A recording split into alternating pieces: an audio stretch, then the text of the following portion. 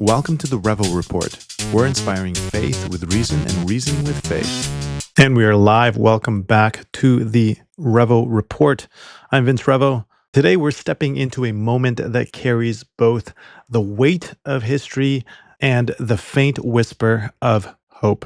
Secretary Rubio and Waltz have just announced that Ukraine has agreed to a 30-day ceasefire in its grueling conflict with Russia, and the U.S. is lifting its pause on aid and security assistance. This isn't just a press conference, it's a crack in the armor of war, a chance to ask. We have a giveaway announcement today. We will be giving away Surviving in an Angry World by Charles Stanley, the Bible Study Teacher's Guide, right there, Bluetooth headphones right over here, open ear, very comfortable. And also we will be giving away this very cool old school analog watch. All you need to do is be subscribed, like this video, comment down below, and we will do a random draw next week to see who the winner is. Make sure to also hit that bell notification to be notified because we will announce it in one of our videos next week. All right, let's get back into it.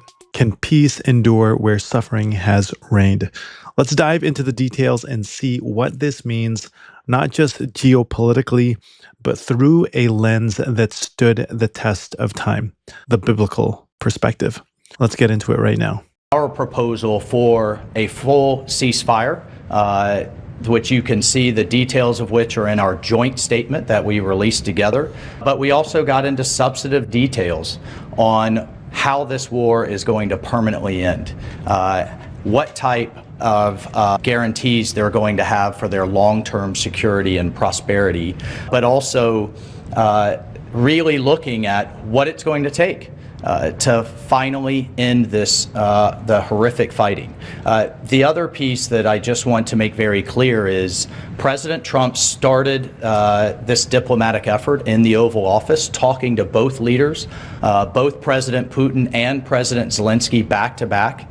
And now that shuttle diplomacy continues. We have a named delegation in terms of next steps from the Russian side. We have a named delegation in terms of next steps from the Ukrainian side. I will talk to my Russian counterpart in the coming days. Secretary Rubio will be with G7 foreign ministers in the next couple of days. We have the NATO Secretary General in the White House on Thursday, and we'll take the process forward from there. So as a result of that, and I think as a result of this positive step forward, the president has decided to lift the pause on aid and on our security assistance to Ukraine going forward. And that's effective immediately. All right, your colleagues have chosen 3 questioners. Okay, what we have heard so far is seismic. Ukraine has accepted a proposal for a full ceasefire, not a partial truce, not a pause in the air or at sea, but a complete halt to the shooting across the front lines for 30 days. This is big, and it is a step out of the chaos of war into the fragile possibility of dialogue. And we see many wars in the Bible. In fact, the Bible speaks to this in a profound way.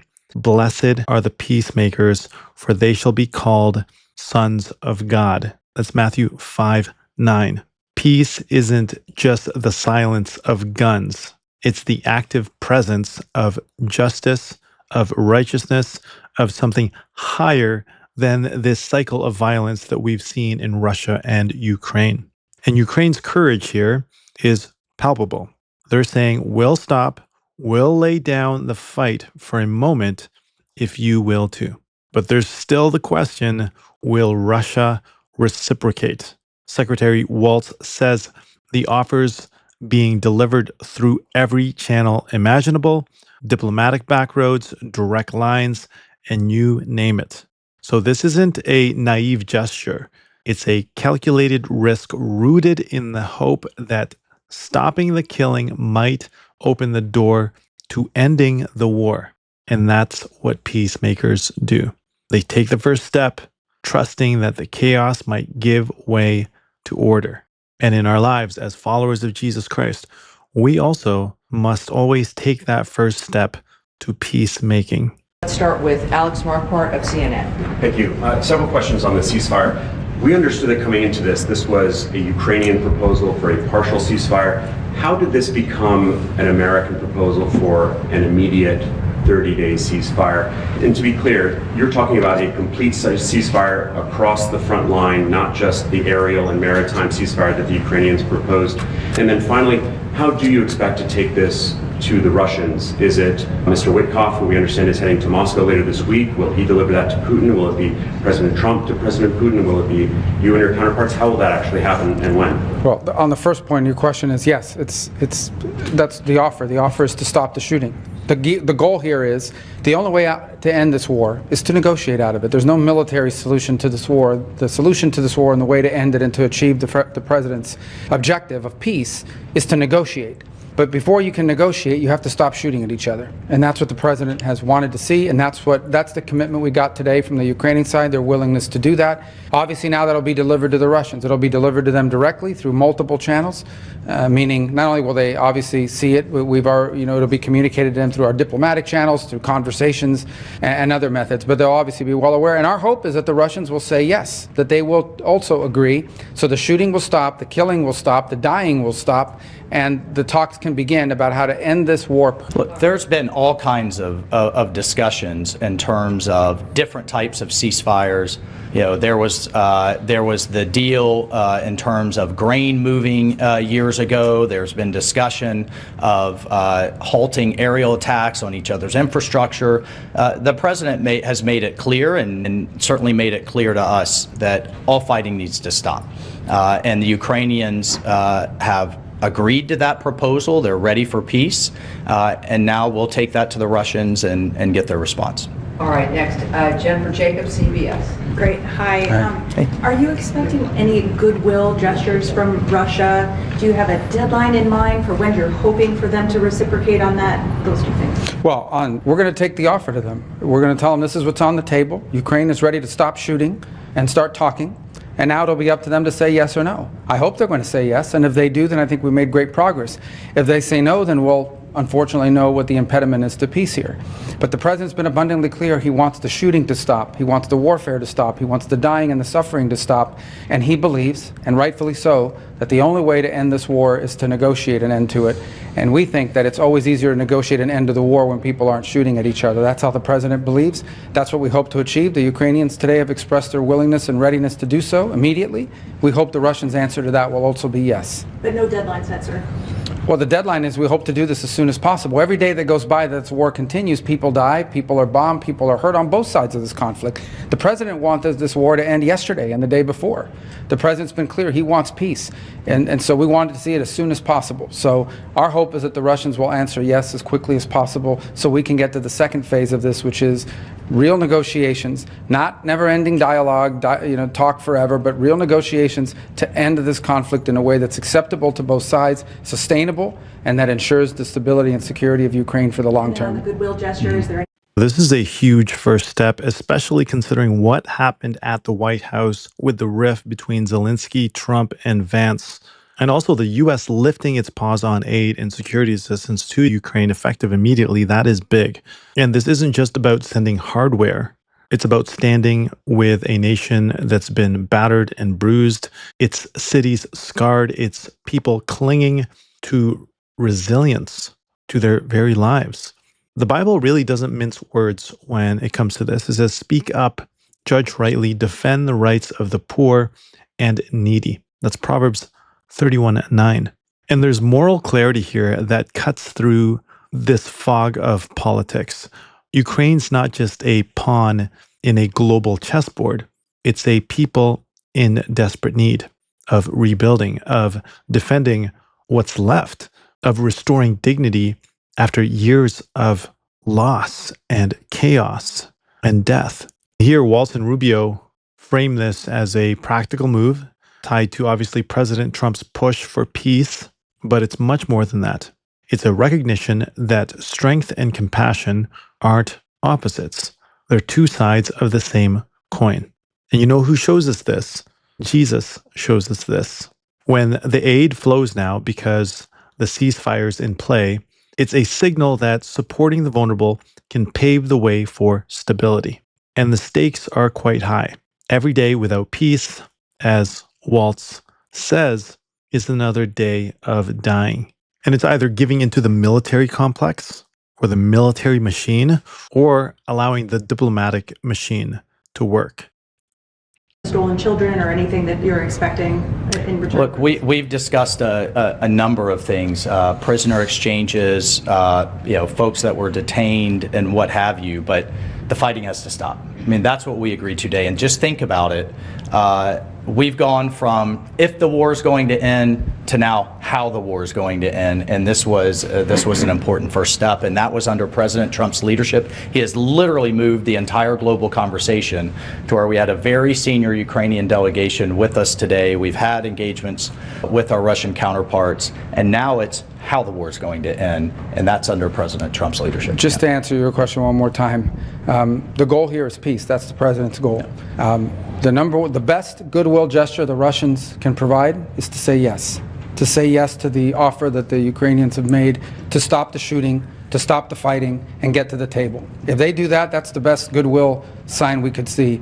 Obviously, as part of that negotiation, as we're talking about how to end this conflict, there will be a lot of issues to unravel. Among them, not the least of which is the humanitarian concerns, the children, the prisoners of war, all the things that sadly come with these conflicts. But the number one goodwill gesture we could see from the Russians is to see the Ukrainian offer and reciprocate it with a yes. And next, for Reuters, Daphne Saladakis. Thank you so much.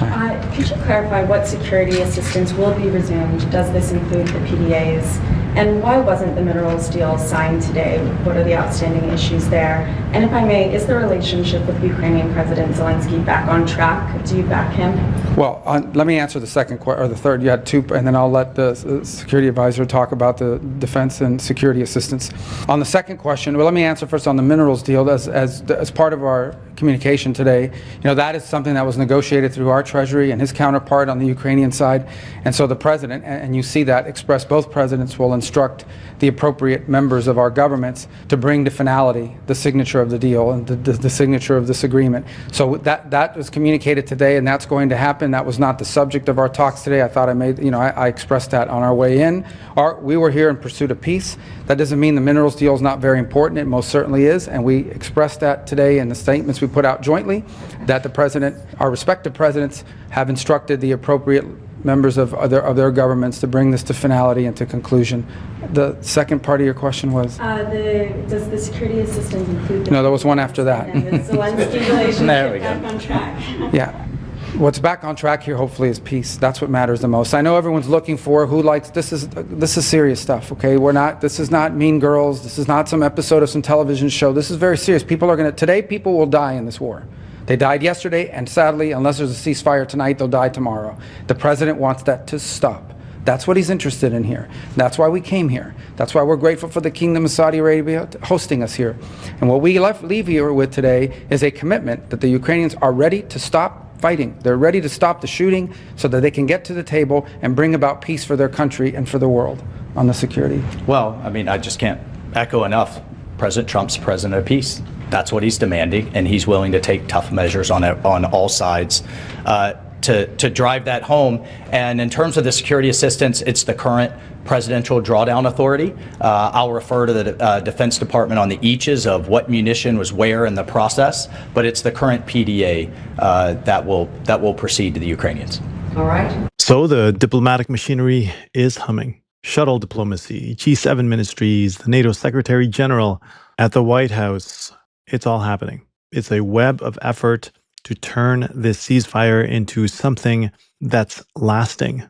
Security advisor Waltz calls it real negotiations, not endless talk. And that's really where the rubber meets the road. And the Bible offers guideposts and wisdom here. If any of you lacks wisdom, let him ask God, who gives generously to all without reproach, and it will be given to him. That's James 1:5. Imagine the wisdom required to negotiate something like this. It's difficult enough at home negotiating what time the iPads turn off, or who's going to wash the dishes and do the laundry, etc. But imagine negotiating something when lives are being lost. Biblical wisdom is needed. Godly wisdom is needed. And when we need it, we can ask God. This isn't about human maneuvering. It's about navigating a labyrinth of motives and histories with something more than cunning. Peace is a puzzle. Russia's response, the humanitarian crisis like stolen children and prisoners, the long-term security of Ukraine, it all demands discernment beyond what any diplomat can muster alone. Rubio's meeting with G7 leaders, Waltz talks with the Russian counterparts. It's a high wire act, and a fall could mean many more lives. Yet, there's a quiet power in seeking wisdom from God, in admitting that we don't have all the answers, but can still strive for them. This moment teeters between hope and uncertainty, and that's where faith steps in. That's where Jesus steps in. A ceasefire, a lifeline of aid, a flurry of diplomacy. It's a fragile bridge over a chasm of suffering and death. But here's the deeper truth. In the midst of this storm, there is a hope that outlasts treaties and borders, and that hope, Jesus Christ, and he offers it. He who died on the cross for our sins, who rose again and lives today, and who is coming back to set all of this right. He takes our trials and turns them into triumphs, our pain into purpose, our burdens into beauty, our shame into sunshine. This war, this world, it's not the end of the story. He is. If you're watching this and feel the weight of the war and everything crazy that's happening in this world, come to Jesus Christ. He's the Prince of Peace, the one who can heal nations and your soul alike. That's the real report today. Not just what's happening, but what's possible. It is possible through God. Until next time, stay blessed.